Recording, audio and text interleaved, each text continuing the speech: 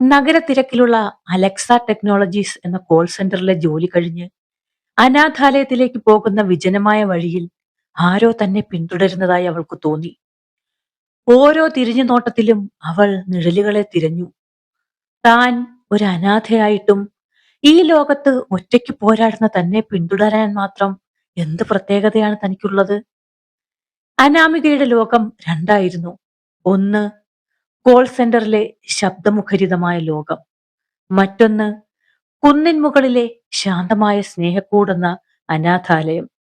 കൗമാരത്തിൽ കണ്ട ആർക്കിടെക്ട് സ്വപ്നം പൂർത്തിയാക്കാനായി രാത്രികളിൽ ഓൺലൈൻ കോഴ്സുകൾ പഠിച്ചു. ഈ ഇരട്ട ജീവിതത്തിനിടയിൽ അവൾക്ക് ഒരൊറ്റ ലക്ഷ്യമേ ഉണ്ടായിരുന്നുള്ളൂ: ഈ ലോകത്ത് സ്വന്തമായി ഒരിടം നേടുക. ഈ ഭാരം പേറി ആരോടും പറയാതെ അവൾ വീണ്ടും അനാഥാലയത്തിലെത്തി. അനാമികയെ സംബന്ധിച്ചിടത്തോളം സ്നേഹക്കൂട് എന്നത് കേവലം ഒരു സ്ഥാപനമായിരുന്നില്ല, അവളുടെ സ്വന്തം വീടായിരുന്നു.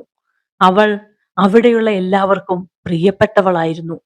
കൊച്ചു കുട്ടികൾക്ക് അനാമിക ചേച്ചിയും മുതിർന്നവർക്ക് കൈത്താങ്ങുമായിരുന്നു അവൾ.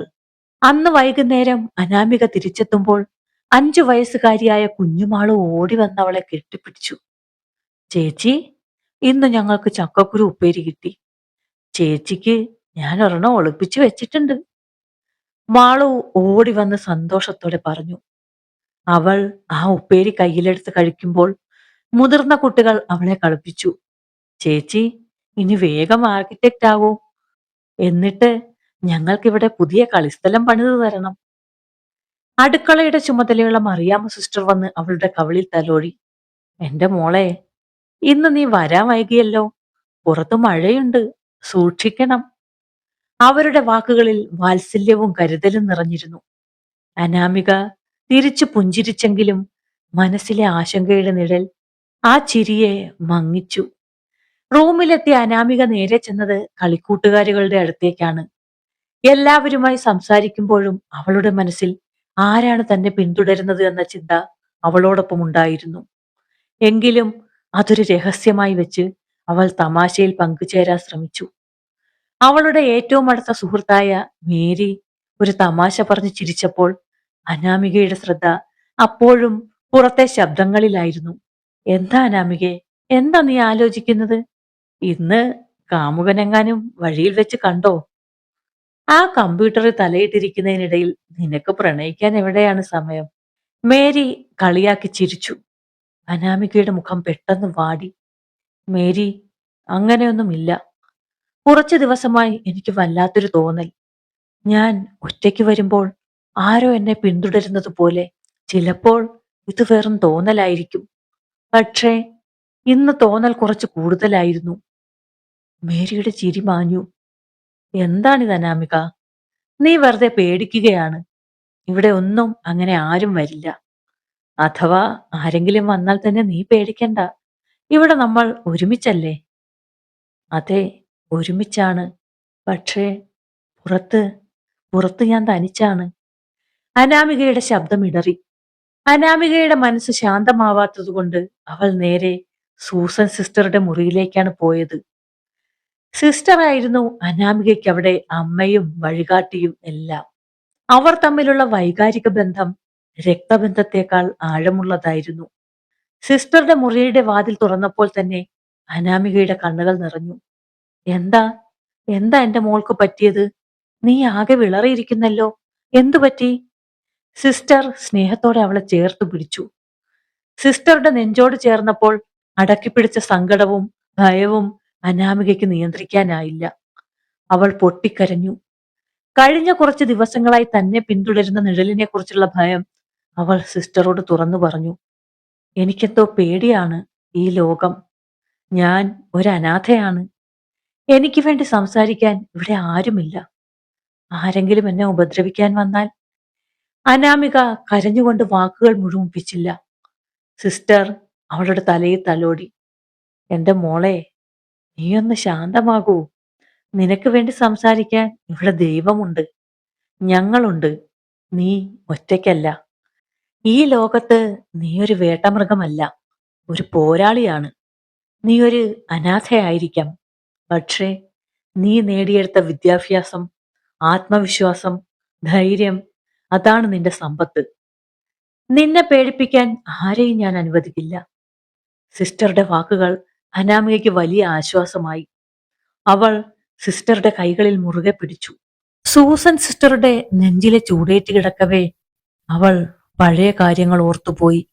ഒരു പച്ച നിറമുള്ള തുണിയും അതിൽ ചുരുട്ടിയ കടലാസുമല്ലാതെ മറ്റൊന്നുമില്ലാതെ നഗരപ്രാന്തത്തിലെ സ്നേഹക്കൂടെന്ന അനാഥാലയത്തിന്റെ പടിക്കൽ അവളെ കിടത്തിയിട്ട് പോകുമ്പോൾ അനാമികയ്ക്ക് ഒരു വയസ്സുപോലും തികഞ്ഞിരുന്നില്ല. സ്നേഹക്കൂടാണ് അനാമികയുടെ ലോകം. പതിവായി മണക്കുന്ന ഭക്ഷണത്തിന്റെ മണവും കളിച്ചിരികൾക്കൊപ്പം ഇടയ്ക്ക് കേൾക്കുന്ന തേങ്ങലുകളും കുന്നുകൂടി കിടക്കുന്ന പുസ്തകക്കെട്ടുകളുമായിരുന്നു അവളുടെ ബാല്യത്തിലെ കാഴ്ചകൾ. അവിടെ അവൾക്ക് ഒരമ്മയുടെ സ്ഥാനം നൽകിയത് സൂസൻ സിസ്റ്റർ ആയിരുന്നു. സിസ്റ്ററുടെ കൈകളിലെ വാത്സല്യത്തിന്റെ ചൂട് അനാമികയുടെ മനസ്സിൽ നഷ്ടപ്പെട്ട മാതാപിതാക്കളുടെ ശൂന്യതയെക്കുറിച്ചുള്ള ചിന്തകളെ തടഞ്ഞു നിർത്തി. അനാമികയ്ക്ക് കൂട്ടുകാർ ഒരുപാടുണ്ടായിരുന്നു. അവരെയെല്ലാം അവൾ സ്വന്തം സഹോദരങ്ങളെ പോലെ കണ്ടു. ഒരേ വസ്ത്രം, ഒരേ നിയമങ്ങൾ, ഒരേ സ്വപ്നങ്ങൾ. എന്നാൽ സ്കൂളിൽ പോയി തുടങ്ങിയപ്പോൾ അവൾ പതിയെ ഒരു സത്യം തിരിച്ചറിഞ്ഞു. വീക്കെൻഡുകളിൽ രക്ഷിതാക്കൾ വന്ന് കൂട്ടിക്കൊണ്ടു പോകുന്ന മറ്റു കുട്ടികളെ നോക്കി അവൾ ദീർഘമായി ശ്വാസം എടുക്കും. വീട്ടിൽ കളിച്ച കഥകളും പിറന്നാൾ ആഘോഷങ്ങളുടെ വർണ്ണനകളും കേൾക്കുമ്പോൾ അവൾ ചിരിക്കും. എങ്കിലും ആ ചിരിക്കുള്ളിൽ ഒരു നേർത്ത സങ്കടത്തിന്റെ വരണ്ട ഗന്ധമുണ്ടായിരുന്നു. ആ ലോകം തനിക്ക് അന്യമാണെന്ന് അവൾക്ക് പതിയെ ബോധ്യപ്പെട്ടു.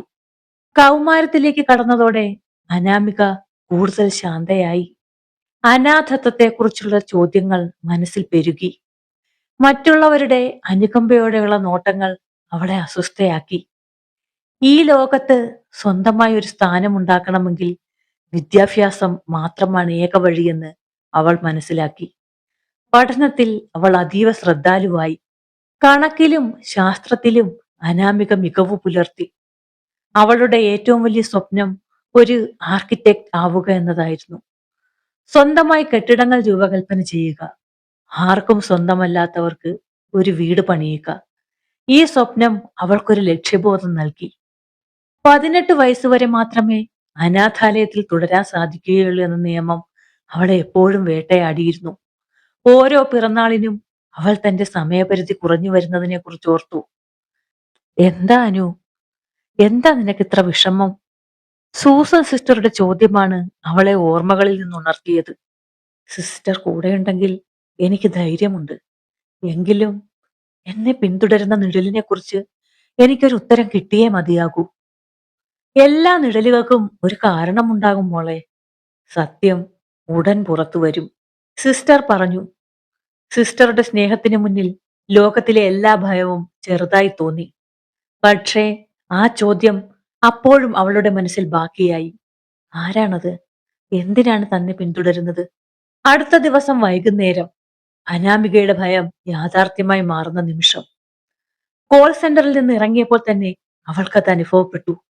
ഇന്ന് ആ നിഴൽ വളരെ അടുത്തു തന്നെയുണ്ട്. കറുത്ത കാർമേഘങ്ങൾ ആകാശത്ത് നിറഞ്ഞു. അധികം താമസിയാതെ മഴ പെയ്തു തുടങ്ങി. ഓട്ടോറിക്ഷ കിട്ടാത്തതിനാൽ അവൾ വേഗത്തിൽ നടന്നു. അനാഥാലയത്തിന്റെ കുന്നിൻ ചെരുവിലുള്ള പടികൾക്കടുത്തെത്തിയപ്പോൾ മഴ ശക്തിപ്പെട്ടു.